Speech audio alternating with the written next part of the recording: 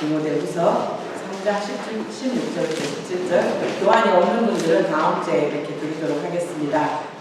말씀 다 찾으셨죠? 디모데후서 3장 16절부터 17절까지입니다. 같이 읽겠습니다. 모든 성경은 하나님의 감동으로 된 것으로 의론과 책망과 가르침과 의로교육하기에 기록하니 이는 하나님의 사람으로 온전하게 하며 모든 선한 일을 행할 능력을 갖추게 하려 합니다. 개념 하나만 정확하게 알고 있어도 우리의 삶이 변해요. 지난주에 우리가 교회에 대해서 했잖아요. 교회를 에클레시아라고 했는데 에크가 해가지고 사망과 죽음의 권세로부터 하나님께서 우리를 이끌어내시고, 그 다음 세상의 세속적인 것, 또 우리 곳에 잡는 사단이 지배하는 곳에서 하나님께서 우리를 불러내시고 예수 그리스도를 머리로 하시고 우리를 몸으로 한 우리의 정체성이 바로 교회다라고 말씀을 드렸어요. 우리가 교회라는 것만 정확하게 알고 세상과 또 깜짝하면서 제 종로로 가면서 사단의 또 속임에 빠지지 않죠. 성경도 마찬가지예요. 이 성경이 디모데후서 3장 16절에서 17절 말씀에 성경에 대한 내용들이 여러 군데가 있지만, 알다시피 디모데후서는 사도 바울이 순교를 앞두고 믿음의 아들인 디모데에게 보낸 편지예요. 그러니까 유서예요, 유서. 우리가 부모님들 이미 이렇게 보내신 분도 계시고 아직 안 보내신 분도 계시고 또 어머님 아버님의 그 유언을 못 들은 경우도 있지만, 유언은 한마디로 말해서 우리가 어떻게 살아야 된다는 것들에 대해서 말씀해 주시고, 그 부모님과의 관계 안에서 그 유언을 끝까지 지키려고 하는 게 자녀의 도리잖아요. 마찬가지로 디모데후서도 알다시피 디모데는 엄마하고 아버지의 국적이 달랐어요. 엄마는 유대인, 그래서 할머니하고 그 어머니로부터 신앙교육을 아주 잘 받았죠. 로이스와 이미게에게. 그래서 유대인들이 1948년에 나라가 독립이 되고 다시 미국에 흩어져 있던 많은 사람들이 돌아오는 상황 가운데 이 사람이 유대인이냐 아니냐라는 가정 가운데 하나가 가장 큰 지침이 뭐였냐면, 엄마 모태 쪽이 유대인이냐, 아버지가 이방인이어도 엄마 쪽이, 왜냐하면 자녀를 교육할 때 엄마가 교육을 많이 하잖아요. 그 교육을 누가 담당하고 그 교육 안에서 엄마가 유대인이면 유대인으로 인정을 해줬어요. 그런데 알다시피 디모데는 엄마는 유대인, 그래서 할머니, 외할머니와 엄마로부터 신앙교육을 아주 잘 받았어요.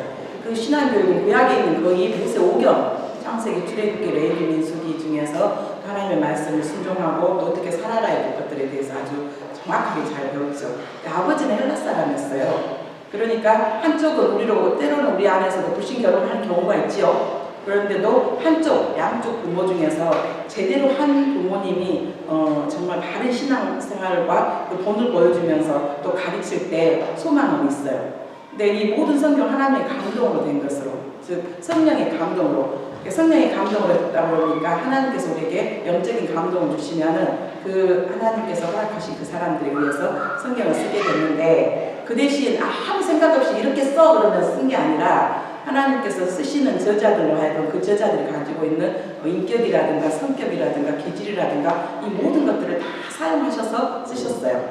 그리고 중요한 건 이 성경은요, 교훈. 우리가 이스라엘 역사를 통해서 많이 교훈을 얻죠. 성경 많은 인물들 안에서 우리가 그의 실패와 그의 성공과 그의 모든 걸 통해서 우리가 교훈을 얻어요. 그래서 이 사람이 이런 부분 안에서 넘어졌는데, 초대왕 사울 같은 경우에는 처음에는 겸손했지만 왕이 되고 난 다음에는 교만하잖아요. 하나님 앞에 묻지도 않아요. 그래서 하나님은 교만한 걸 정말 싫어하시구나. 교만은 패망의 성공인데, 그래서 우리가 교만하지 말아야 되겠다. 다윗 같은 경우에도 정말 마음이 합한자였지만 그가 또 간음함으로 하나님과 정말 영적인 관계 안에서 단절되고 너무나 많은 눈물을 흘렸잖아요. 그래서 우리 안에서도 또 넘어졌던 부분, 그러면서 또 하나님 앞에 회개했을 때 용서해 주시고 다시 품어주신 하나님의 사랑. 그래서 이 성경을 통해서 교훈과, 그 다음에 중요한 건 책망이요. 우리가 성경을 통해서 책망을 드려야 돼요. 그냥 이 책망 안에서 한 귀로 듣고 한 귀로 흘러버리면 안 돼요. 목사가 아무리 옆에서 우리의 죄가 하나님으로부터 오는 좋은 것들을 막는다, 정말 우리 안에서 정말 우리 안에 진실해야 되고 거짓말 하지 말아야 되고 우리 행동과 모든 것들이 하나님의 불의 병기로 드리지 말고 의의 병기로 드리라 그래도 한 귀로 듣고 한 귀로 흘러버리면 내 안에서 그 말씀이 하나도 능력이 없어요. 그래서 이 말씀이 우리를 책망해요. 그리고 우리를 바르게 해요. 어떻게 하는 것이 세상에는 너무나 많은 시대적인 것들 안에서 사상이, 그 다음에 여러 가지 이념이 또 소용돌이치고 소용돌이치고 소용돌이치지만 결국은 시간이 지나면 다 사라지고 없어졌어요. 그렇지만 성경만이 진리예요. 우리가 요즘 한국의 교육이 굉장히 심각하다고 그러잖아요. 대통령이 바뀌냐에 따라서 정권이 바뀌냐에 따라서 입시제도도 바뀌고, 그래서 어디에 기준으로 돼야 될지 몰라요. 근데 하나님의 말씀이 늘 기준이 돼요. 바르게 함과 의롭게 유익해요. 여러분 안에서 믿으세요? 우리 자녀에게 먼저 부모된 저와 우리 여기 집사님들 자녀들을 키우고 있는데 우리 아이에게 가장 우선순위로 하면서 가르치시나요? 영어도 잘해야 돼요. 수학도 잘해야 돼요. 그 다음에 뭐 다른 과목도 잘해야 돼요. 음악도 해야 돼요. 한국 엄마들은 외국에 나와 있으면 적어도 4-5과목, 6과목 정도는 과외 하잖아요. 그죠? 태권도부터 시작해갖고 뭐 승마부터 시작해서 테니스부터 시작해서 영어. 중요한 것은 우리 안에 지식적인 것들을 갖추기도 하는데 그 다음에 이게 중요하지 않다는 게 아니에요. 가장 중요한 건 하나님을 경외하는 것이 지식의 근본이에요. 그런데 하나님을 경외하는 모든 것들이 교훈도, 책망도, 바르게 함도, 무료 교육하기에 유익한 것이 다 어디에 있냐면 성경 안에 있어요. 그래서 그 중에서 가장 중요한 건 내가 살아내는 거예요. 내 자녀 앞에서 내가 살아내는 거예요. 그래서 하나님의 사람으로 온전하게 하며 모든 선한 일을 행할 능력을 갖추게 하려 함이라. 이게 하나님께서 성경을 주신 이유고 또 사도 바울이 믿음의 아들인 디모데에게 굉장히 칭찬한 부분이에요. 디모데가 어린 나이에 에베소 교회를 다니랬거든요. 나이도 어렸고 그 다음에 건강도 여의치 않았고 여러 가지 많은 부분을 하고, 그래도 이 디모데 안에 있었던 그 안의 중심, 하나님께서 다윗을 봤을 때 너가 내 마음에 합한 자라라고 했던 것처럼 이 디모데 안에 그 중심이 굉장히 의도와 그 모든 동기가 선한 자였어요. 그렇게 됐던 이유가 할머니, 엄마로부터 아주 어릴 때부터 신앙교육을 철저하게 잘 받았어요. 우리도 내가 이제 우리 자녀들 안에서 많이 놓쳤다 해도 아직도 안 늦었어요. 아직도 안 늦었고 내 안에서 내가 먼저 하나님의 말씀을 또 읽고 또 깊이 묵상하면서 나에게 주신 교훈이 뭐고, 내가 정말 이 말씀 안에서 순종하지 못한 불순종의 모습이 뭐고, 내가 다시 바르게 고쳐야 될 게 뭐고, 그래서 내가 정말 하나님의 올바른 관계를 이루기 위해서 내가 나아갈 게 뭘까, 그게 의잖아요. 예, 그래서 우리가 하나님의 사람으로 온전케 돼야 돼요. 예수 그리스도의 장성한 분량만큼, 그리고 예수 그리스도로 안전한 분량만큼 우리가 자라나야 되는 게, 그런데 우리는 영적인 존재거든요. 육적인 존재 안에서는 우리가 먹을 것을 먹죠. 밥도 먹어야 되고 방금 전에 우리 점심을 먹었는데 우리는 영적인 존재예요. 하나님께서 우리를 흙으로 만드시고 생기를 부으심으로 인해서 뭐가 됐어요? 생명이 됐어요. 살아있는 영적인 존재. 그 영적인 존재 안에서 반드시 먹어야 될 게 있는데 뭐냐면 말씀이에요. 말씀으로 먹고 말씀을 우리가 또 묵상하고 말씀 안에서 내가 아직 되어지지 않은 게 뭔가라고 내 자신을 돌아보고 그러면서 성장하는 것. 그런데 이 소름, 이 성경, 이건 정경. 여러분 우리 성경이 몇 권이죠? 66권. 66권. 그럼 정경 말고 뭐가 있겠어요? 외경이 있어요. 이 천주교하고 우리 개신교의 차이점이 우리는 성경이 66권이에요. 그런데 카톨릭은 외경하고 몇 권인지 혹시 아세요? 73권. 네, 지난주에 캐톨릭 종교 시간에 배워서 엄마 카톨릭은 천주교는 외경이 있대. 그래서 몇 권이라고 그러던데 그랬더니 73권이래. 그래서 외경과 정경을 나누는 상황 가운데 조금 더 말씀하겠지만 우리가 읽는 66권이 뭐예요? 정경. 이 정경을 영어로 뭐라 그러냐면 캐논이라고 해요. 캐논. 이거는 규칙. 우리가 집을 지을 때나 이렇게 건물을 지을 때 그 측량하는 것들 안에서 조금만 어긋나도 집 무너지거든요. 그리고 기준이 분명하게 있어야 돼요. 우리의 기준, 우리가 어떤 상황 가운데 싸움을 한다거나, 그 다음에 교회 안에서도 분쟁이 있다거나, 그것들 안에서 뭔가 기준이 있어야 되잖아요. 기준이 있어야 되는데 그 기준이 뭐냐면 말씀이에요.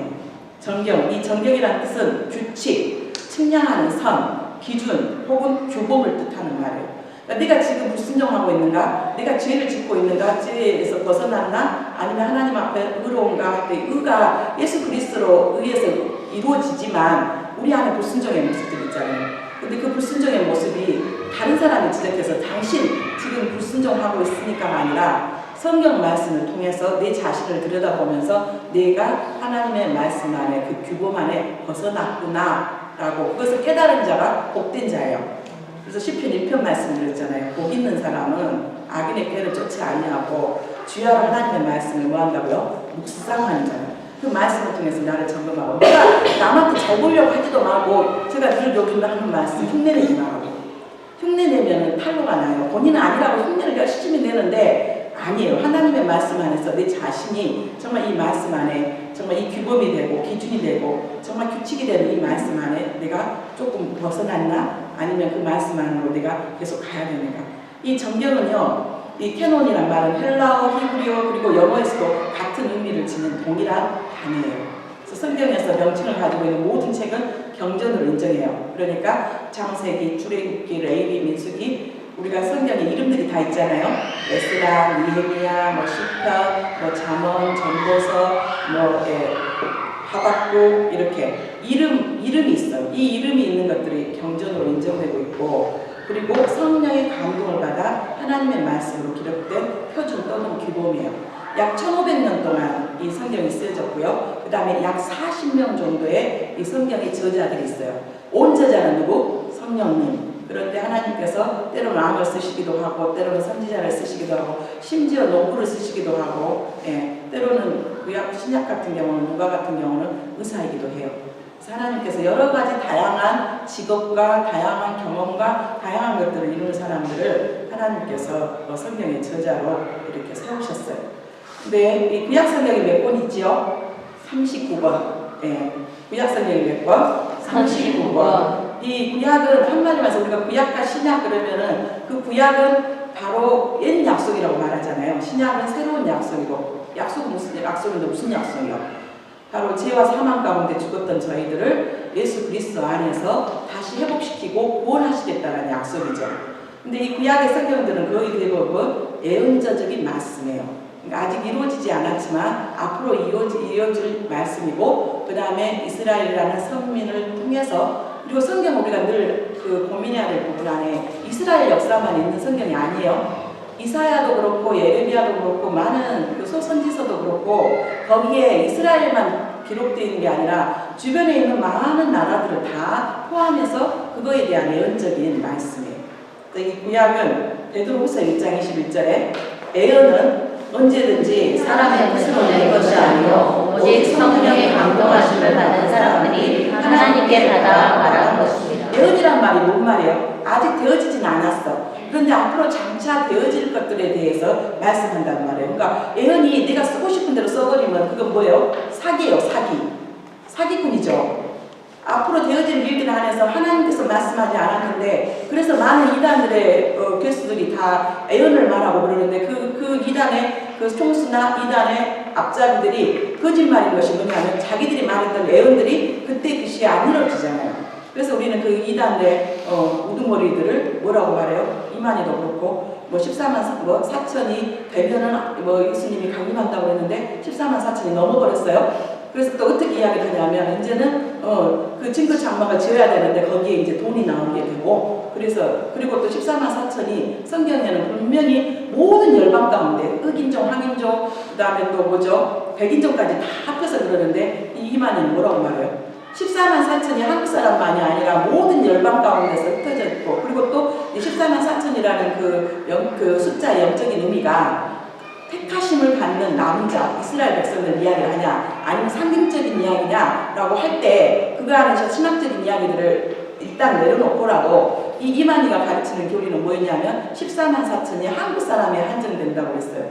근데 성경에 한국 사람만 한정된다고 누구도 말 안 했거든요. 그리고 다 구원받는 사람들은 온 열방 가운데서 하나님께서 부르십니다. 그러니까요, 이 이단에 빠지는 사람들이요, 성경 한 구절만 읽어도 이단에 빠지지 않을 텐데, 왜 사람들은 저렇게 이단에 유혹되고 그럴까? 예. 그래서 이 예언은 언제든지 사람의 뜻으로 낸 것이 아니에요. 오직 성령의 감동하심을 받은 사람들이 하나님께 받아서 말한 거예요.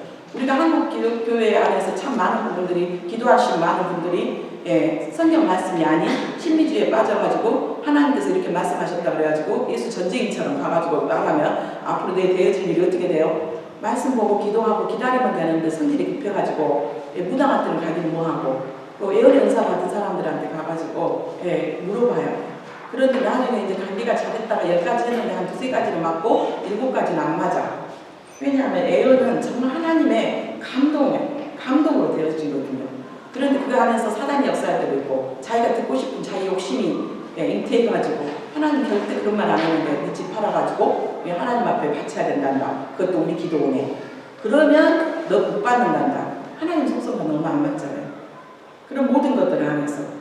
그래서 우리가 정말로 그 구약에 있는 성경이 예언적인 것인데 그것은 누구한테 받은 거야 돼요? 오직 성령의 감동하심을 받은 사람들이 하나님께 받아 말하는 것이에요.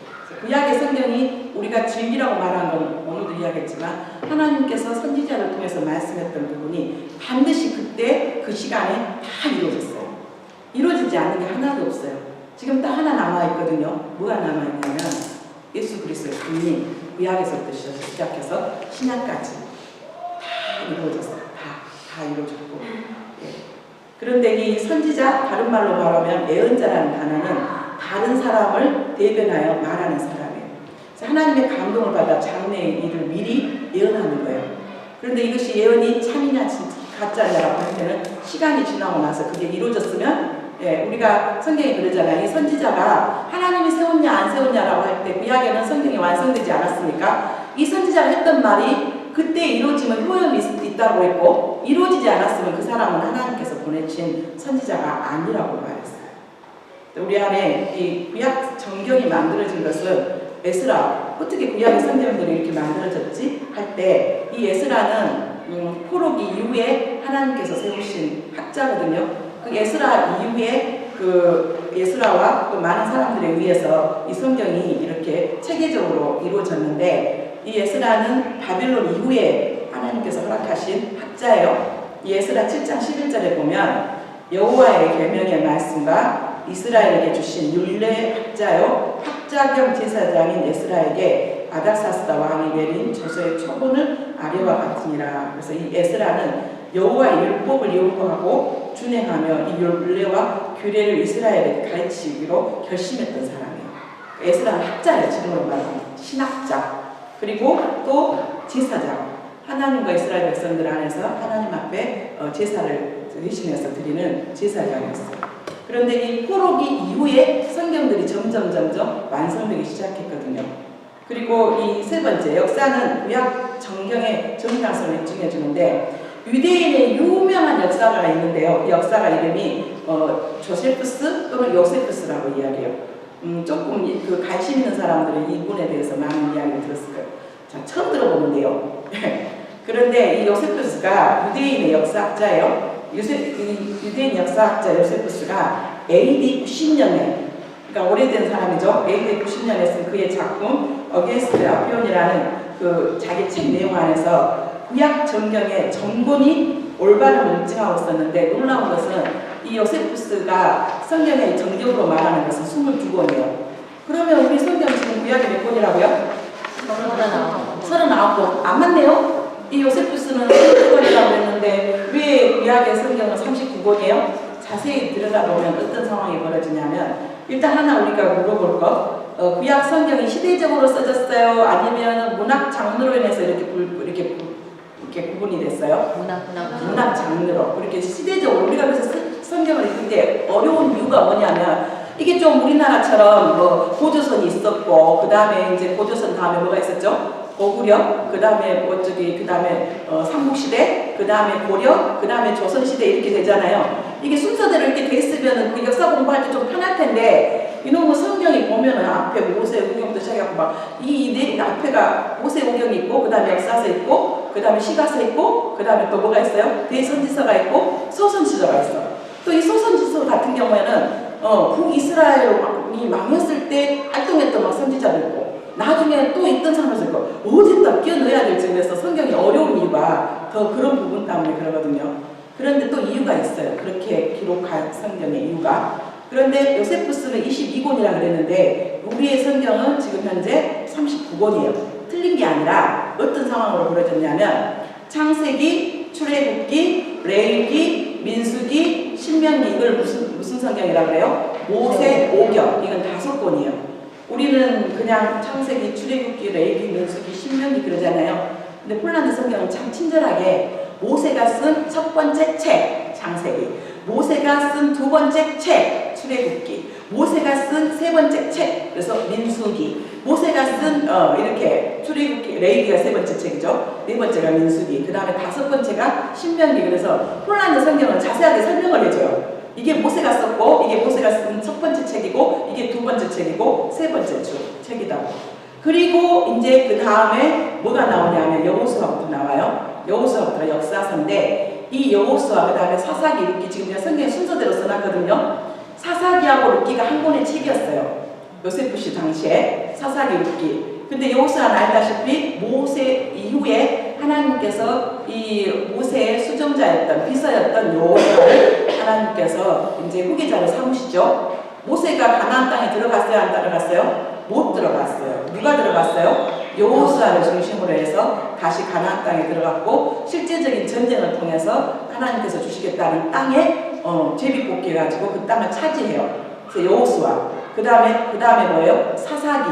알다시피 여호수아가 안타까운 게 뭐였냐면 여호수아, 모세 다음에 여호수아 제대로 된 지도자가 있었단 말이에요. 근데 사사기는 이 여호수아만큼의 누가 없었어요? 지도자가 없었어요. 그래서 이스라엘 백성들 안에서 또 가나안 땅에 있는 우상들 그리고 하나님이 가나안 땅 들어가면 너희 거기에 있는 모든 부족들 아이들까지 동물들까지 다 진멸해 그랬어요. 진멸해야 될 이유가 뭐예요? 하나님께서 택한 백성들을 거기에 혼합하지 않고 같이 섞여서 죄짓지 않고 우상 숭배하지 않고 하나님의 백성으로서 온전히 하나님 앞에 예배하기를 원했는데 그들은 철저하게 뭐 있냐면 우상 숭배해요. 그리고 하나님께서 그들을 악의 도구로 쓰셔서 그들을 괴롭게 하죠. 그러면 그들이 또 회개하면 하나님께서 각 지파의 사람들을 사사로 불러주시고 그들이 또 하나님 앞에 기도하면 하나님께서 또 전쟁 안에서 승리하게 하고 그게 계속 역사가 계속 반복돼요.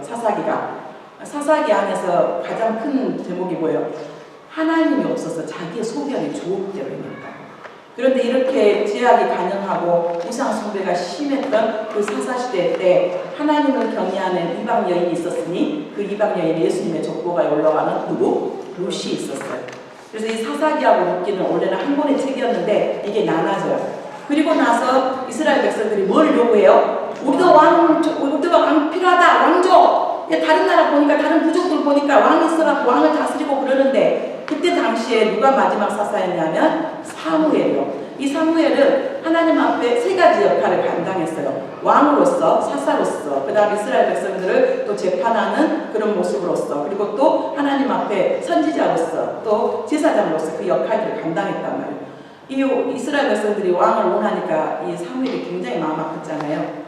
그때 당시만 해도 하나님이 사무엘을 중간에 쓰셨지만 그래도 하나님께서 직접 다스리는 신정정치 국가였어요. 우리도 왕 줘. 우리도 왕. 그래서 하나님께서 이 사사기 때 제일 먼저 아픔이 지도자가 없었고 그 지도자를 세우기 위해서 사무엘 상에 딱 보면 누가 태어나요? 사무엘이 태어나요. 그리고 사무엘 이후에 그 다음에 그들이 왕 달라고 그리고 안타까운 건 사무엘이 자녀교육을 제대로 못 시켜요. 사무엘이 자녀교육을 못 시켰던 이유는 너무 어릴 때 엄마 뱃속에 한나 뱃속에 있을 때 전만 떼고 그 다음에 엘리 제사장에게 맡겨졌어요. 그래서 엄마 아빠의 따뜻한 사랑과 돌봄을 받지 못했어요. 어떻게 양육할지를 몰랐어요. 그래서 자기 자녀들을 사무엘에게 있어서 가장 안타까운 거고 사무엘 아들들이 제대로 아버지를 따르지 않았어요. 굉장히 중요한 부분이에요. 우리가 부모가 신앙 좋다고 해서 자녀가 안 좋지도 않고 부모가 엉망이라고 해서 또 자녀가 엉망인 것도 아니에요. 그래서 누구도 탓하지 말아야 되는데 이 사무엘 안에서 자기도 따뜻한 돌봄과 엄마 젖되기 한 2~3살 정도에 떨어졌거든요. 그러면서 이 사무엘에 보면은 그 다음에 첫 번째 왕 누가 세워져요? 누가 세워져요? 사울이. 그러니까 사울이 하나님이 후회했다고 했어요. 가장 성경 중에서 불쌍한 사람을 찾으라고 하는 누구? 사울이에요. 하나님이 왕으로 삼으신 것을 후회하셨대요. 그래서 그 사울을 보면서 난 내가 목사로 세운 것을 내가 후회한다. 내가 너를 교회로 부른 것을 후회한다. 그런 말 안 들었으면 좋겠어요. 이 사울이 그랬단 말이에요. 그런데 사울이 이제 하나님의 부르신 가운데서 스스로가 하나님 앞에 서지 못하고 스스로 교만함으로 그 하나님께서 주신 축복을 누리지 못해요. 그리고 나서 하나님께서 누구를 세워요? 다윗이요. 그래서 사무엘 상하를 우리가 다윗 상하라고 이야기할 정도로 사무엘 상에 다윗의 이야기가 나와요. 그런데 이 사무엘 상하가 한 권의 책이었어요. 그리고 나중에 이게 나눠지거든요. 그리고 열왕기 상하, 열왕기 상하는 이제 다윗, 그 다음에 다윗 다음에 왕이 누구였죠? 솔로몬이 안타깝게 하나님이 절대로 너 이방 여인 아내로 취하지 마. 너 온전히 하나님만 경외해 하고 다윗이 죽으면서까지도 유언을 했는데 이 솔로몬이 너무 많은 부귀와 영화와 모든 것들을 누리기 위해서 정략 결혼을 하게 되는데 하나님을 믿지 않는 이집트 공주를 아내로 맞이하면서 그때부터 타락의 길로 걸어가요. 그리고 나서 모든 우상들을 다 끌어들이고 그리고 그 왕비들을 위해서 온갖 산당들을 다 지어주고 거기에서 경배하게 만들죠. 자기들의 그 신을. 그리고 나서 하나님께서 징계하시는데 솔로몬 때가 아니라 누구 때? 르호보암 아들 르호보암 때 나라가 두 개로 나눠져요. 북이스라엘과 남유다. 그리고 열왕기 상하는 북이스라엘과 남유다의 왕들을 번갈아 가면서 기록한 성경이 바로 열왕기 상하예요. 알다시피 북이스라엘에 선한 왕이 있었어요? 없었어요? 한 명도 없었어요. 남유다 있었을까요? 없었을까요? 있었어요. 그의 대표적인 사람이 히스기야하고 그 다음에 요시야. 히스기야 아들이 므낫세였는데 이 므낫세가 가운데서 가장 악했어요. 그런데 또 요시야는 그 아들은 또 아버지를 본받지 않고 그래도 그나마 할아버지의 신앙을 본받기는 했죠. 그리고 그 다음에 이 열왕기 상하도 한 권이었는데 그 다음 역대 상하가 나와지는데 이 역대 상하는 어마어마한 그 사이에 간격이 있어요. 이 왕들이 하나님을 온전히 경외하지 않음으로 인해서 나라가 망해요. 여러분들 각 가정의 가장들 굉장히 중요해요. 각 가정의 가장들이 말씀에 바로 섰지 못하면 그리고 네가 아버지인데 말씀에 있다면 감사한데 그러지 못하면 하나님 영적인 가장을 두셨어요. 아내가 그 역할을 해야 돼요. 연애가. 그런데 남편도 엉망, 엄마도 엉망 그러면 그 집은 그 자녀들이 어디로 이렇게 가요 막. 그런데 하나님께서 이스라엘 백성들 안에 왕이 기준이 돼서 다윗왕이 기준이 돼서 다윗왕 안에서 선한 자 선하지 않았냐. 북이스라엘은 초대왕 여로보암이 기준이 돼서 이 사람이 하나님 우상 숭배를 했냐 안 했냐. 그런데 끝까지 이들은 불순종했어요. 그리고 나서 나라가 북이스라엘은 아수르에서 멸망을 당하고 남유다는 바벨론 포로로 잡혀가게 되죠.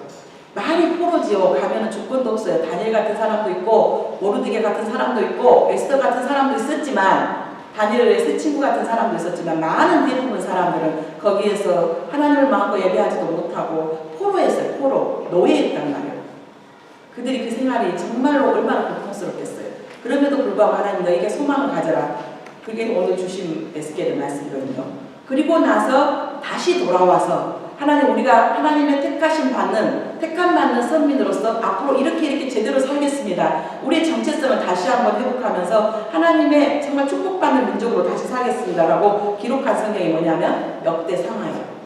이 역대상하는 북이스라엘 왕들 권이었고 그래도 정통인 다윗의 후손들이 유다 왕들을 기록한 성경이 바로 역대상하예요. 이것도 원래 한 권이었는데 나눠졌죠. 그리고 에스라, 느헤미야. 아까 구약의 성경들이 에스라 시대 때 와가지고 많이 기록됐고 많이 편집됐고 그랬다 그랬잖아요. 에스라는 학자 겸 제사장. 그 다음에 느헤미야는 일반 성도였는데 총독이었어요.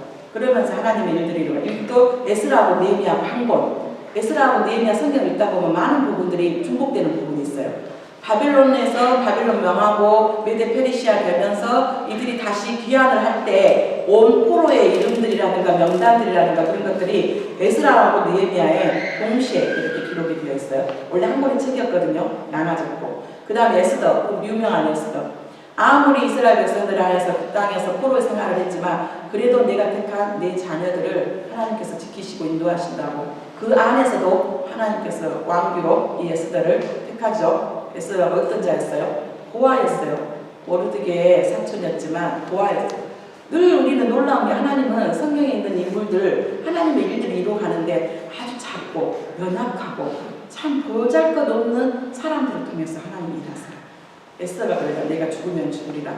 그 다음에 이때를 위함이 아니냐. 그래서 이스라엘 백성들이 정말로 하만의 그 괴계에 인해서 거기에서 완전히 다 진멸당할 뻔했을 때 이 에스더와 모르드게 정말 하나님 의지하고 기도함으로 해서 그 민족이 구원해낸 민족을 구원했는데 하나님께서 누구를 쓰셨어요? 고아인 에스더를 쓰셨어요. 이게 하나님의 섭리예요. 그 다음에 욥기, 시편, 잠언, 전도, 아가 이걸 뭐라고 해요? 시가서라고 해요. 욥기는 정말로 이 욥기는 어디 시대의 사람이냐면 창세기 시대 때 사람이에요. 족장 시대 때 사람. 정말 한꺼번에 재산 다 잃고 자식들 다 잃고 건강 다 잃고 그러면서도 끝까지 하나님 원망하지 않고 그 열심히 인내함으로 결말을 보고 하나님 앞에 배의 축복을 누렸던 이 욥. 그래서 욥이 우리가 고난 당할 때 시편하고 욥을 읽으면 되게 이해가 돼요.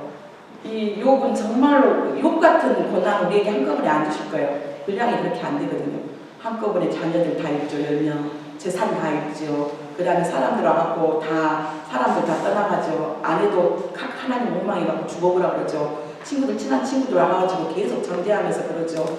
그런데 가장 힘들었던 욥이 가장 힘들었던 게 뭐냐면 자기가 고난받을 때 하나님이 침묵했던 거예요. 내가 왜 이런 고난을 받는지 이유를 몰랐을 때 하나님께서는 나중에 욥에게 네가 왜 고난받았다 설명했어요? 안 했어요? 안 했어요. 하나님의 위대하심과 하나님의 전지전능하심 안에 이 욥이 무너졌어요. 우리 안에서도 지금 여러 많은 고난을 당할 때 하나님 일일이 설명 안 하세요. 그 대신 말씀을 통해서 말씀하시죠. 하나님 나에게 내가 조금 더 이 고난이 자처한 고난인지 우리 안에서 고난 받을 때 점검 잘해야 돼요. 이게 내가 자처해서 내가 정결하지 못해서 내가 정말 하나님 앞에 기쁨이 되지 못해서 받는 고난인지 관계 안에서도 그 다음 물질 안에서도 건강 안에서도 아니면 정말 예수 그리스도처럼 그의 제자들처럼 하나님 나라를 확장을 위해서 받는 고난인지 우리는 문제는 뭐냐면 내가 자체가 받는 고난을 갖다가 누구를 원망하냐면 사람을 원망하고 하나님 원망해요. 왜 하나님 나를 그랬고 왜 저 사람을 그랬고 우리 이 고난 안에서 깊이 묵상할 수 있는 은혜가 있기를 주님의 이름으로 축복합니다. 내가 자처한 것인지 아니면 하나님께서 나를 더 거룩하고 나아가기 위해서 예수님의 고난이 그 고난이잖아요. 그 다음에 시편 대부분의 많은 내용들이 누가 썼어요? 다윗의 시예요. 그래서 우리가 사무엘상을 읽을 때 시편과 같이 읽으면 되게 감사해요. 잠언은 대부분 많은 부분을 누가 썼어요? 솔로몬이 썼어요. 전도서 나가도 솔로몬이 썼어요. 특별히 전도서는 많은 것들을 누려봤던 이 솔로몬이 모든 것이 헛되고 즉 하나님을 떠난 모든 무기, 영화, 여자, 돈, 명예 그거 다 소용없더라.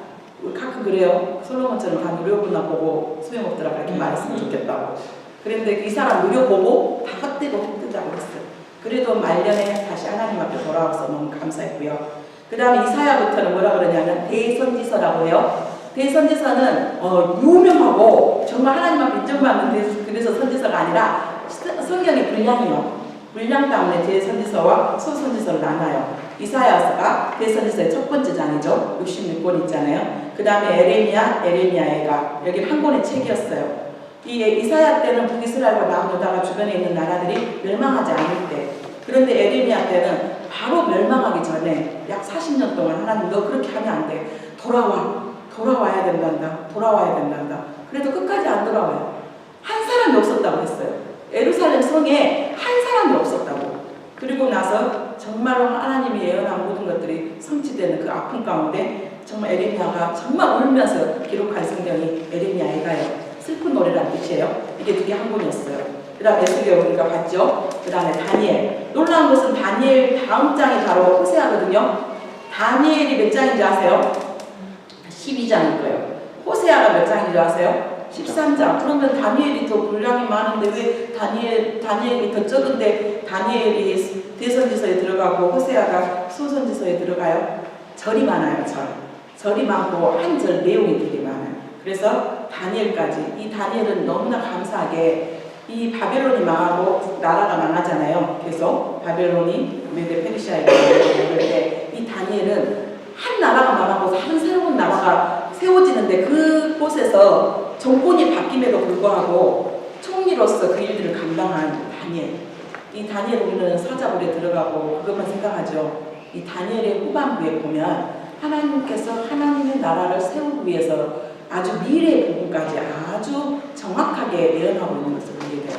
이 다니엘은 더 크게 말하면 기도의 사람이었어요. 이 다니엘은 정말 죽어가 우리가 기도할 때 주여 성찬합시다 그러잖아요. 그래서 주여 막 어색해갖고 주여 그러잖아요. 근데 이 주여 성찬이 어디서 나오냐면 다니엘서에 나와요. 그 정말 우리 지향으로 말미암아 정말 이 상황 가운데 있는 우리들을 주여 우리를 구원하시고 우리를 들어주시고 우리를 다시 한번 회복시켜 주십시오 하면서 간절히 기도했던 다니엘. 그래서 다니엘 그러면 사자굴만 생각하지 마시고 그 사자굴에 들어가서도 살 수 있었던 이유는 정말 하나님을 경외함으로 그리고 또 우상에게 바쳐졌던 그 친구들과 그러죠. 안 먹고 끝까지 그리고 타협하지 않고 하루에 3번씩 하나님이 있는 곳을 향해서 기도하고 불의와 타협하지 않는 정말 하나님이 온전히 하나님을 경외했던 그래서 이 다니엘을 보면 아주 귀한 말씀이죠. 모든 사람들을 거룩함으로 이끄는 사람에게는 하나님께서 하늘의 별과 같이 빛나게 하고 저는 그러고 싶어요. 제가 욕을 얻어먹더라도 돌멩이를 맞더라도 우리가 그렇게 해야 됩니다. 우리가 제약 가운데서 벗어나야 됩니다. 좀 하나님의 자녀로서 정직해야 됩니다. 진실해야 됩니다. 거짓 행하지 말아야 됩니다. 우리의 몸을 우리의 벽에로 들이면 안 돼요. 돌을 맞고 또 나를 모해하고 그런다 할지라도 그게 저와 우리 모두가 같이 살 수 있는 길이에요. 하나님의 언약을 누리면서 성취할 수 있는 하나님의 축복이에요. 그런데 제가 우리 성도님들 비유 맞추느라고 그러면 어쩌면 우리 모두들은 다 절망으로 사망으로 갈 거예요. 저도 마찬가지고 우리 성도님도 마찬가지고 거룩함으로 뭐라고요? 누군가를 거룩함으로 인도하는 사람은 하나님 어떻게 한다고요? 하늘의 별과 같이 빛난다. 지금은 아니지만 때가 되면 그게 자녀에게도 반드시 하나님께서 하늘의 별과 같이 그에게 명예를 주시고 그에게 하나님께서 은혜를 주시고 하나님께서 필요한 모든 것들을 허락하신다고 했어요. 대표적인 사람은 누구냐면 다니엘. 성경 안에 다니엘을 보면 너무 많은 감동들이 올라가 있어요. 그 다음에 호세아, 요엘, 아모스, 오바냐, 요나, 미가, 나움, 하박국, 스바냐, 학개, 스가라, 말란 이게 소선지서인데요. 이게 어려운 게요. 호세아 같은 경우는 북이스라엘에서 활동했던 선지자거든요. 북이스라엘이 망하기 전에. 미가 같은 경우는 남유다에서 활동했던 선지자예요. 이사야하고 같은 시대에. 근데 이 사람이 어디 나라 사람, 어디 때 일했던 사람이야? 어떤 사람이야? 학계 같은 경우는 이스라엘 백성들이 다 돌아와서 다시 성전을 재건해야 되는 사람이에요. 그러니까 이게 지금 순서대로 안 돼 있으니까 막 헷갈려.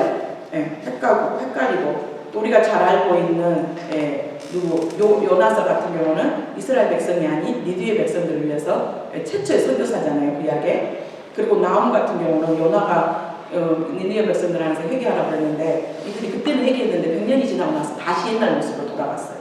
그래서 다시 하나님께서 이 느헤미야 성을 멸망하겠다고. 그런데 놀라운 것은 뭐냐면요. 이 구약의 성경들이 이렇게 시대적으로 안 썼는데 그래도 가장 마지막에 기록된 성경이 뭐냐면 말라기. 그리고 말라기하고 말라기가 구약 끝. 그 다음에 신약의 최초로 써진 성경이 마가복음이거든요. 이 중간 시대가 400년의 신구약의 중간 시대가 있어요. 400년. 이때는 성경이 안 쓰여져요. 그런데 이때는 뭘 통해서 하냐면 역사나 그런 모든 것을 통해서 하나님이 침묵의 시간. 그런데 이 4번에 보면 히브리어 성경이 70인역. 이 70인역이 뭐지? 이 70은 사람 숫자에 해당돼요. 이 알렉산드라 대왕이 하나님께서 허락하신 그 안에서 놀랍게 많은 땅을 정복하고 막 그러잖아요. 근데 이 알렉산드라 대왕이 또 한 도시를 만들었는데 알렉산드라라는 동네가 있잖아요. 지금도 있어요. 그런데 이 알렉산드라가 했던 업적 중에 하나가 가장 귀중한 게 뭐냐면 이 72명의 유대인들을 이 알렉산드라로 불러요. 초청을 해요. 그리고 그 성경을 특히 이 지금 구약에 있는 모든 성경은 다니엘서에 보면은 이 다니엘서에 아람어로 기록이 되고 나머지 모든 성경은 뭘로 쓰여졌어요? 히브리어 성경으로 쓰였어요. 그런데 그때 알렉산드라 대왕이 대왕으로 있었을 때는 그때는 그리스가 다 그래서 그리스어를 헬라어를 썼거든요. 그래서 이 히브리어로 써졌던 이 구약을 다시 헬라어로 번역하는 그것이 굉장히 알렉산드라 대왕이 굉장히 큰 업적을 이뤘어요. 그러면서 성경들을 사람들이 많이 읽게 됐고 그 다음에 성경이 이렇게 있다는 것을 알게 되었어요. 헬라어 번역을 되었을 때 이들은 히브리어 성경 원문과 다음과 같이 나눴는데 아까 요세푸스가 몇 권이라고 그랬어요? 22권이라고 그랬잖아요. 근데 우리가 읽은 성경이 몇 권? 39권. 그것이 똑같은 성경인데 그전에는 한 권으로 있었던, 예를 들어서 사사기야 루키가 한 권에 있었는데 분리시켰고, 사무엘 상하가 한 권이었는데 분리시켰고, 열왕기 상하가 한 권이었는데 분리시켰고, 역대하가 한 권이었는데 분리시키고, 그러면서 몇 권이 됐냐면 39권이 됐어요. 39권.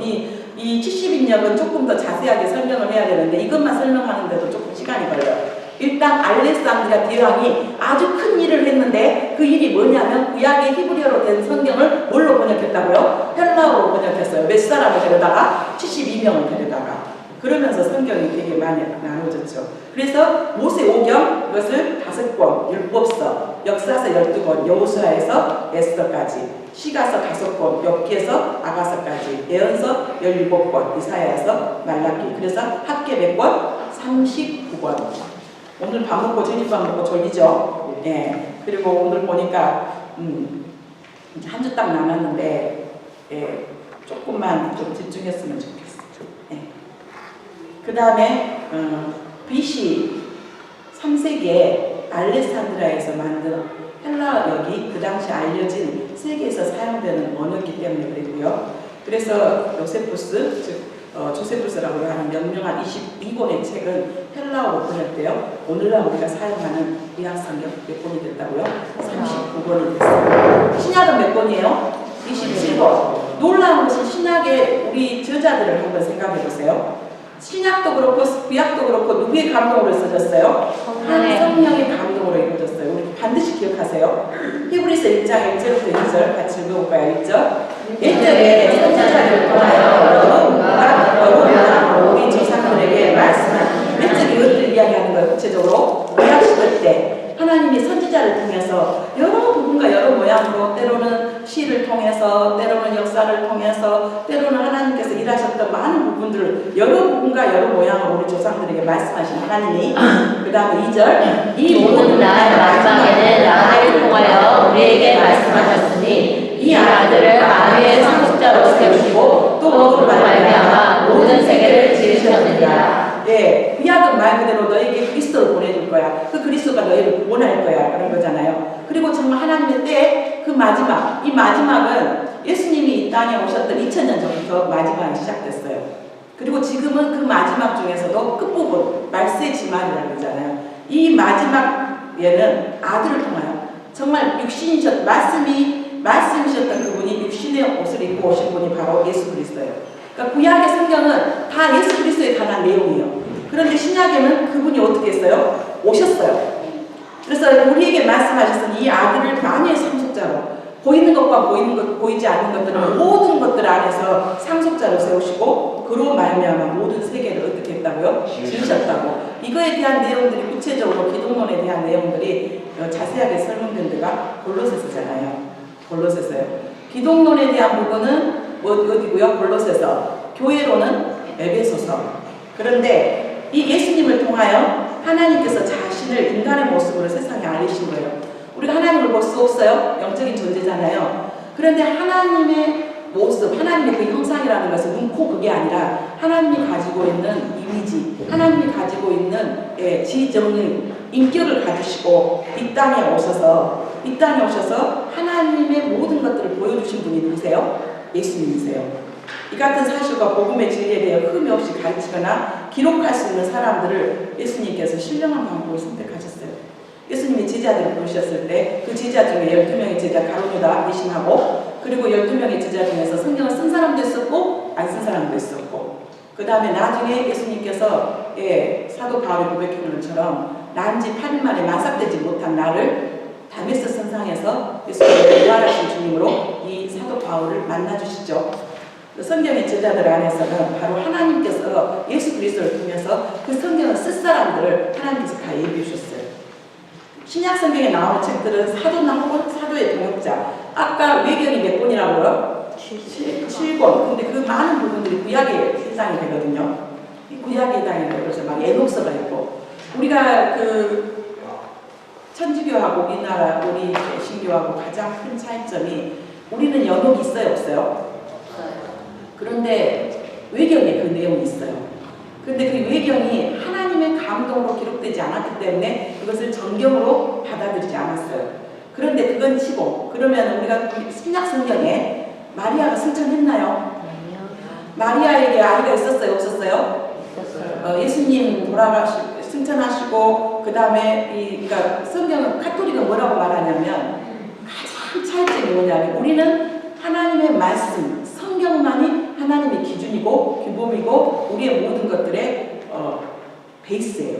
그런데 천주교는 세 가지를 자기들 안에서 그걸 갖다가 권위를 두는데 성경 그리고 그 다음에 자기들의 그 카톨릭의 즉 천주교의 전승 그 다음에 하나는 사람들이 모여서 만들었던 여러 가지 회의 무슨 몇 년도 회의 그리고 그것을 전체적으로 이것을 채택할 것인가 이것을 할 것인가가 성경을 기준으로 해서 이걸 채택이 되고 안 되고가 아니라 그 위에 누가?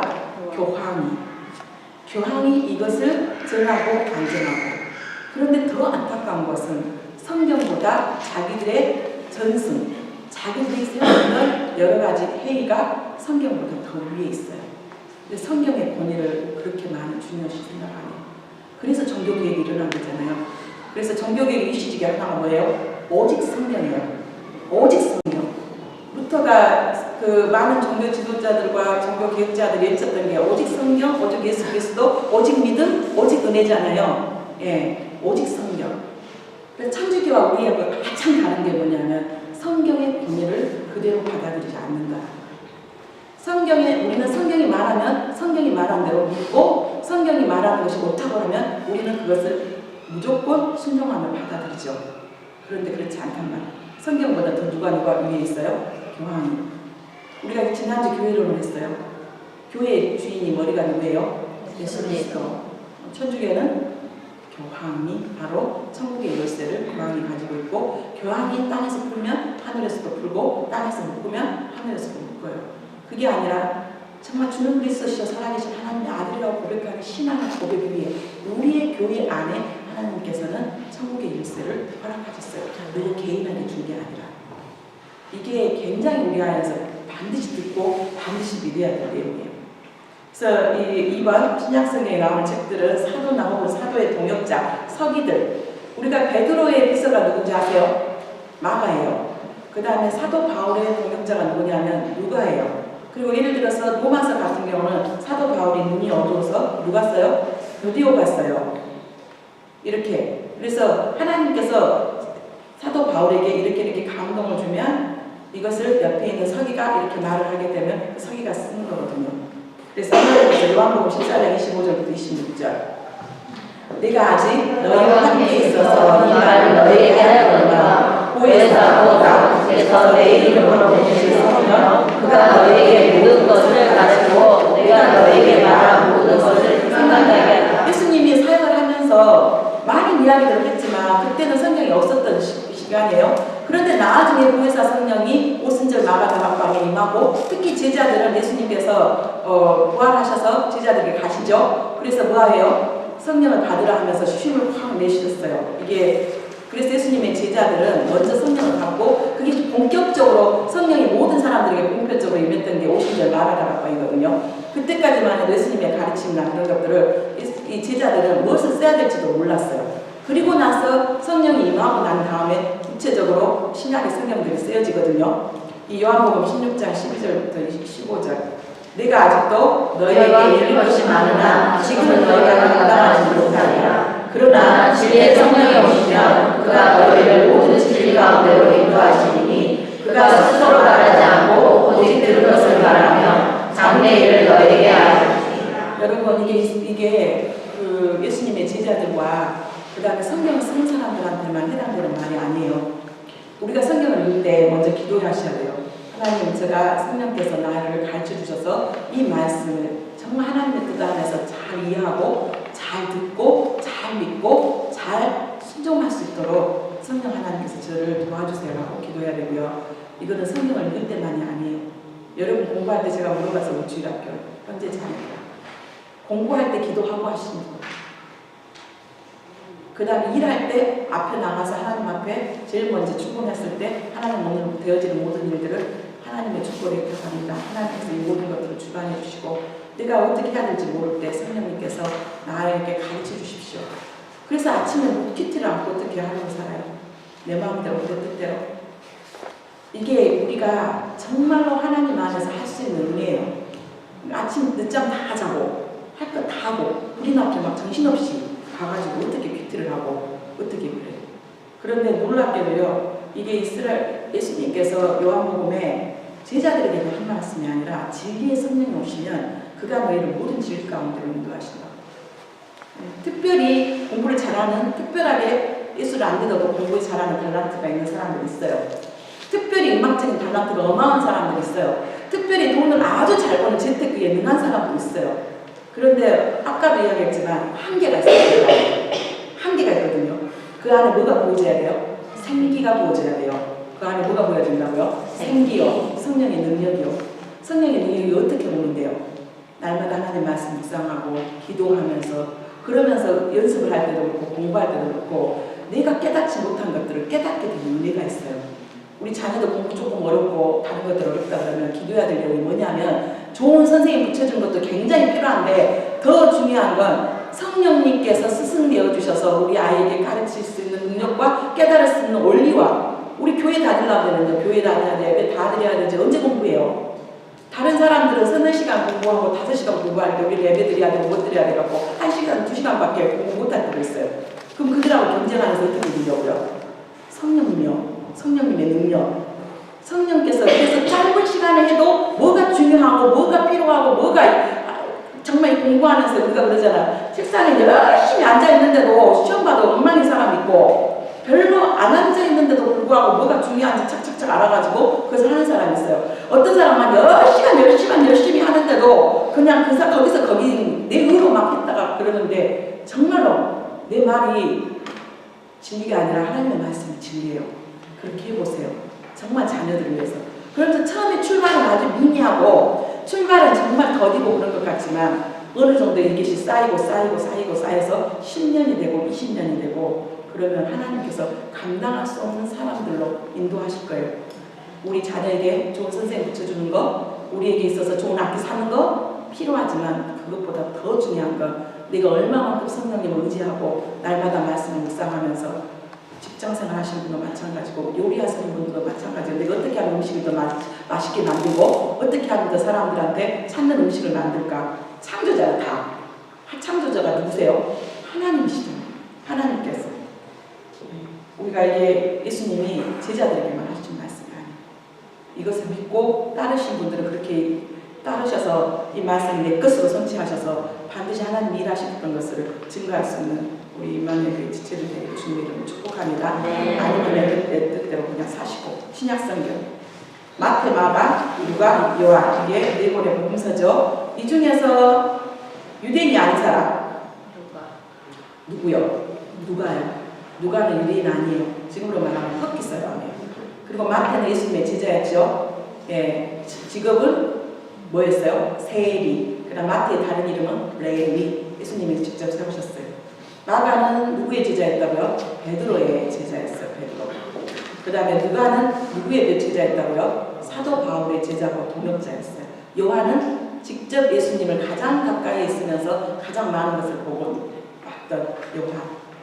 그러니까 이 말은 무슨 말이에요? 지금 성경의 저자들이 적어도 예수님의 모든 고난과 십자가와 그 다음에 예수님의 승천과 예수님의 사역과 이것들을 증거했던 봤던 분들이 다 성경을 썼어요. 사도행전은 누가 썼을까요? 누가가 썼어요. 누가 썼을까가 아니라 누가가 썼어. 이 누가복음과 사도행전은 한 권의 책이었거든요. 근데 이것도 나중에 편집하면서 나눠졌어요. 이건 유일하게 신약성경에 있는 역사서. 성령이 강림함으로 인해서 예루살렘에서 시작했던 구원이 이제는 제일 먼저 남유럽으로 그 다음에 이렇게 퍼져져가는 과정들을 기록한 성경이죠. 터키부터 시작해서 남유럽으로 복음이 유럽으로 확산되는 거. 그 다음에 로마서, 고린도전후서, 갈라디아서, 에베소서, 빌립보서, 골로새서, 데살로니가 전후서, 디모데 전후서, 디도서, 빌레몬서 여기까지가 됐고 13권. 여기가 누가 썼어요? 바울 서신이 썼어요. 서니까 뭐겠어요? 편지예요. 편지. 사도 바울이 로마의 교회를 갔을까요? 안 갔을까요? 아직 안 갔어요. 그리고 이 사도 바울은 스페인에 복음을 전하기 원했거든요. 그런데 로마에 가서 또 그들을 만나고 로마 안에 가장 큰 문제, 유대교의 그런 율법적인 것과 복음의 내용들이 혼합돼가지고 정말 믿음으로 말미암아 구원을 받는다는 그의 그 교리를 다시 쓰기 위해서 보낸 편지가 로마서예요. 이 로마서는 베베에 의해서 로마로 전환되게 되죠. 고린도전후서, 로마서니까 로마, 고린도전후서는 어디에 있을까요? 고린도가 그리스, 코린토, 그리스. 그 다음에 갈라디아서는 그리스 아니고 터키 쪽 위에. 그 다음에 에베소서 터키 쪽. 그 다음에 빌립보서 바로 유럽의 남유럽에 있는. 그 다음에 골로새서도 그렇고. 데살로니가 전후서도 어디? 그리스, 데살로니키 아직도 있더라고요. 아주 아름다운 도시더라고요. 그 성서 여행 하면서 데살로니키에 대해서 보이는데 사도 바울의 그 선교 여행 해가지고 CBS에서 이렇게 나오는 거 보니까 데살로니키가 참 아름다운 한국 도시더라고요. 그 다음에 디모데 전후서는 이거는 도시가 아니라 누구? 사람 이름. 그 다음에 디도서도 사람 이름. 그 다음에 빌레몬서도 사람 이름. 그래서 열쇠고리 바울 쓰시네요. 히브리서는 아직도 사도 바울이 썼다. 아니다. 그래서 아직도 지금도 논쟁 중에 있는 성경이 히브리서예요.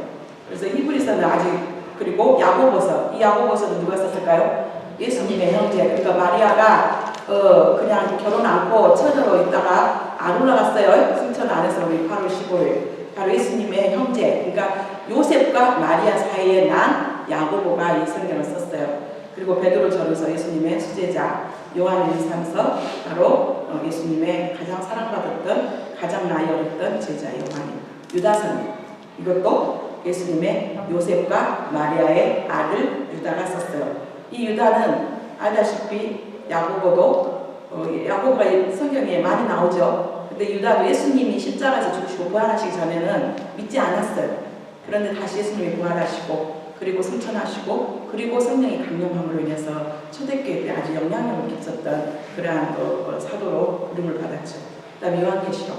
이거는 한 권의 계시록. 하나님의 미래에 대한 부분까지 이야기하고 있어요. 미래에 대한 부분이 많은 부분 안에서 예수 그리스도의 강림.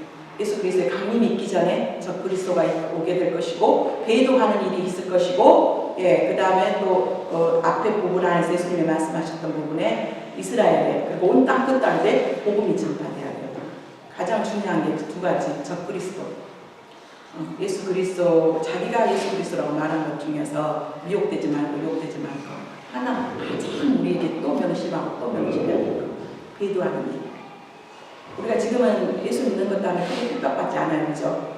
그런데 우리가 정말 어떤 어려움과 환경 가운데 있었을 때 과연 우리가 예수님만이 나의 구원자라고 죽음이 두렵지 않고 또 우리는 죽어도 다시 사는 부활의 소망이 있고 그렇기 때문에 끝까지 내가 주님을 놓지 않고 갈 수 있을 것인지 그거에 대한 그리고 새하늘과 새 땅 천국에 대한 이야기를 또 우리에게 주고 있는 것이 요한계시록이에요. 사역 신약 성경의 모든 책에는 뭐가 있어요? 사도적 권위가 있어요. 방금 이야기해봤지만 예수님과 먼 사람이 한 사람도 없어요. 예수님이 직접 선택하셨는지 아니면 예수님이 직접 부르신 가운데서 같이 가장 가까이 있으면서 서기로서 동역자로서 비서로서 있었던 사람들. 즉 우리가 사도행전에 가룟유다 대신에 제비뽑기하고 누구를 뽑죠? 마띠아를 뽑는 그 하나님, 우리의 모든 것을 아시는 주님. 그런데 정말로 이 가룟유다는 예수님을 팔고 스스로 후회하고 목숨을 끊어버렸는데 자살해가고 인생을 마감했는데 이 사람을 대신할 사람이 누구입니까? 그런데 조건이 있었어요. 뭐에 대한 조건이요?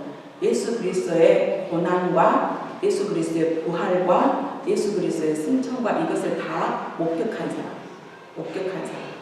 그러니까 하나님의 부르심 안에서 지금도 마찬가지예요. 우리가 예수 그리스도의 고난에 동참한 자. 그리고 예수 그리스도와 함께 정말로 내가 십자가에서 죽고 다시 예수 그리스도와 함께 부활함으로 예수 그리스도 안에서 새 생명을 얻고 다시 예수 그리스도와 연합한 자를 지금도 하나님 쓰세요. 믿으세요? 지금은 내가 대충 살아도 하나님께서 먹을 거 아직 주시고 내가 활동할 수 있는 것들을 안에서 주시고 여러분 대충 살아갖고 대충 이렇게 살다가 가고 싶으세요? 아니면 조금 더 영향력 있는 삶 가운데 하나님을 증거하고 예수 그리스도를 증거하는 삶을 살고 우리 자녀들 번째요, 두 번째요? 네, 그러면 정말 우리가 지금도 안 늦었어요. 예수 그리스도와 함께 죽고 예수 그리스도와 연합한 자로 살아야 돼요. 우리의 과거 옛사람은 다 십자가를 못 받고 예수 그리스도와 생명 가운데 사는 자. 이 말씀 여러분들한테 지금 귀로 들릴지 안 들릴지는 모르겠지만 제발 어느 순간에 내가 내 마음대로 살고 싶고 세상의 여러 가지 유혹과 여러 가지 세상의 품 속에 내가 정말로 그것이 좋다라고 나아갈 때 적어도 그 신미수 목사가 앞에서 입 터지게 목 터지게 하면서 이야기했던 것이 한 말씀이라도 생각났으면 좋겠어요. 하나님께서 쓰시는 자는 반드시 예수 그리스도와 함께 죽고 예수 그리스도와 함께 사는 자예요. 그 자를 반드시 쓰세요. 네. 성경, 신약 성경이 총 27권은 교회가 이를 보관한 이후에 이것을 포함됐어요. 교회들은 서로 서신을 교환했죠. 이것을 다시 또 저쪽에 보내라 했을 때 그것들을 베껴서 또 다른 교회에 보냈어요. 사도적 권위가 있는 서신만이 정경의 일부로 인정됐어요. 아주 중요한 부분이에요. 사도로서 권위가 있는 자. 예수님께서 직접 선택하셨던가 저는 직접 그리고 그 함께 같이 그것을 잠극했던 자. 그리고 AD 397년 카르타르 회의에서 정경으로 승인전에 앉는 것은 어떤 것도 교회에서 읽혀지지 않아야 된다라고 공식적으로 선포했어요. 그러니까 AD 397년 이후에 신약 성경이 이렇게 이것이 정경이다라고 이렇게 이름이 지어진 거죠. 그들의 지침으로 삼는 규범은 캐논 내지 규칙은 신약 성경은 사도나 혹은 사도의 서기, 동역자에 의해 쓰여졌다는 것. 성경은 하나님의 감동으로 이루어진 말씀이며 하나님의 사람들에 의해 쓰여진 책이며 성령의 힘으로 보존된 것이며 하나님의 사람들에 의해 수세기 동안 승인되어져 왔어요. 하나님의 완전한 말씀이 우리에게 있어요. 얼마나 축복인지 아세요? 얼마나 축복인지 아세요? 우리는 구약의 선진들처럼 신약이 또 없었고 성경이 완전히 완성되지 않은 상황 가운데 우리에게 이 안에 모든 것을 다 말씀해 주셨어요. 이것이 바로 지혜와 예수 그리스도 안에 지혜와 지식과 모든 보화가 감춰져 있거든요. 여러분 여기 궁금하지 않으세요? 뭐가 감춰져 있는데 캐내고 싶지 않으세요? 캐내고 싶죠. 그러니까 날마다 말씀을 묵상하는 거예요. 하나님의 오늘 말씀 안에서 내가 뭐를 또 내려놔야 될까요? 내가 말씀 안에서 조금 더 순종하면서 살까요? 하나님 나의 욕을 또 들려주세요. 우리가 주님과 친밀한 교제를 나눠야 된다고 했잖아요. 주님과 친해야 된다고 해야 되잖아요. 어떻게 친하려고요? 어떻게? 말씀 아니고 기도 아니고 어떻게 친하려고요? 하나님 안에 모든 것들이 다 있다라고 화평의 언약으로 있다고 했잖아요. 그 화평의 언약을 누구나 다 열어준 게 아니라 비밀이에요. 비밀. 감춰져 있어요. 감춰져 있는 것들을 캐낸 자들만 누리는 거예요. 그 이용규 선교사님의 가정이 그렇게 고백했던 것처럼 자, 어떻게 하면 내가 하나님한테 기쁨이 될까? 오늘 우리 선교사 목사님이 헌금 기도를 하시는데 너무 귀한 말씀을 해주셨어요. 네가 내 안에, 내가 너 안에 구하게 되면 너는 무엇이든지 내 이름으로 구해라. 그럼 내가 다 시행하겠다. 뭘로 구할 건데? 말씀으로요. 말씀 안에서 하나님 제가 이렇게 순종하겠습니다. 말씀 안에서 내가 불순종했던 것들 안에서 하나님 오늘도 회개하오니 용서해 주시고 다시 예수 그리스도의 보혈 아래서 정결케 하라. 말씀과 기도 외에는 우리를 거룩함으로 나아가게 할 방법이 없어요. 말씀과 기도로 구해준다고요? 거룩해진다고. 결론입니다. 우리 집에 있는 아이가 그러더라고요. 너무나 많은 이야기를 막 하니까 좀 결론을 내주래. 결론을 내주겠습니다. 신구약 정경은 하나님의 감동으로 이루어졌어요. 사람이 쓰고 싶은 대로 쓰여진 게 아니라 하나님이 사람을 사용하셨지만 성령께서 감동하셔서 하나님의 뜻을 전하기 위해서 썼어요. 하나님의 사람들에 의해 아무나 쓰고 싶은 게 아니라 쓰여졌어요. 선지자나 사도들. 하나님의 진리를 나타낸 것이며 하나님의 진리요. 진리는 변하지 않아요? 변하지 않아요. 그래서 성경이 이렇게 지금까지도 베스트셀러로 남아있는 거예요. 성령의 도움으로 보존되었고 지금까지 앞으로도 보존될 거예요. 그리고 하나님의 사람에 의해서 인정되고 사랑받아요. 여러분 성경 사랑하신가요? 네. 여러분 정말 성경 사랑하세요? 네. 이 안에 모든 게 감춰져 있어서 얼마나 이 안에 모든 것이 담겨져 있어서 감사한지 몰라요. 우리가 뭔가를 할 때 매뉴얼을 다 있어야 되잖아요. 그 매뉴얼대로만 하면 되잖아요. 성경 안에 하나님께서 모든 매뉴얼을 만들어놨어요. 네가 어떻게 하면 이 땅 안에서 나와 함께 더불어서 나의 영광을 위해서 네가 살아가야 할 것인지. 사단은 우리를 그것을 보지 못하게 하고 읽지 못하게 하고 깨닫지 못하게 하고 그래도 세상 것이 좋다고 우리의 마음을 빼앗겨버리는 양박과 로마서 10장 17절 읽겠습니다. 그러므로 믿음은 들음에서 나며 들음은 그리스도의 말씀으로 말미암으리라. 믿음이 없이는 하나님 기뻐하실 수 없어요. 히브리서 11장 말씀. 우리 안 읽으시고 끝이에요. 일단 성경만 하더라도 4시간을 즐거워 해야 되는데 오늘 구약성경 30분 것, 그 다음 신약성경 27번인데 이 성경 안에서 하나님의 뜻을 다 가르쳐줬고 하나님은 이것을 안에서 너희가 이것을 날마다 먹으면서 이것을 먹으면서 너희들 안에서 풍성한 삶을 누리기 원한다라고 말씀하세요. 여러분 성경하고 친하십시오. 네. 오늘부터 시작해갖고 다음 주에는 이제 질문을 할 건데 편집해 주세요. 질문을 할 건데 여러분 안에서 성경을 몇 번 통독해 보셨나요? 한 질문이 나올 거예요. 그 다음에 여러분은 매일매일 성경을 얼마만큼 묵상하고 있나요? 다음 주에 이제 우리가 신앙 고백을 한다고 하니까 뭐를 하면서 막 궁금해가지고 물어본 사람들이 있어요. 그런 것들 안에서 나는 정말 성경을 지금까지 그 말을 해요. 자기 나이만큼 해야 된다고. 그러니까 내가 지금 50 지금 한국 나이 52예요. 적어도 51번을 읽었어야 된대요. 근데 목사가 52번 읽어갖고는 안 되겠죠. 적어도 4배, 5번을 읽어요. 여러분 나이가 10살이다 그러면 여기 10살 없죠? 10번은 통독했어야 돼요.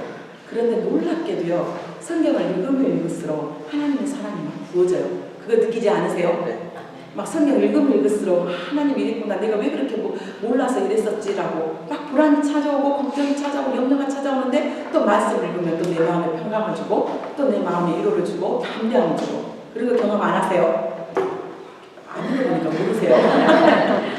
정말 내가 막 방황하고 갈등하고 세상이 좋다고 막 살아갈 때 그래도 하나님께서 말씀을 보게 하시고 읽게 하셔서 하나님이 나에게 보낸 연애 편지 우리 사랑하는 사람한테 연애 편지 받으면 막 찌릿찌릿 하잖아. 읽고 떨고 돌파민이 한참 이렇게 막 나올 때 떨고잖아요.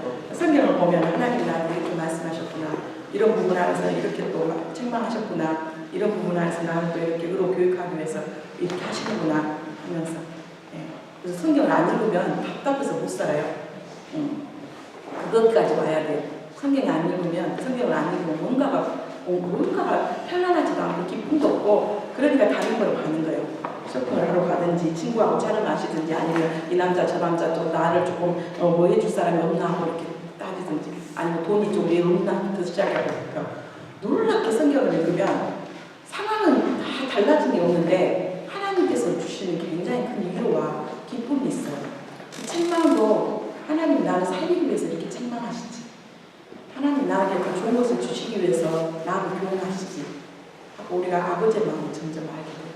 성경을 통해서 주님과 더 친해지기를 주님을 축복합니다.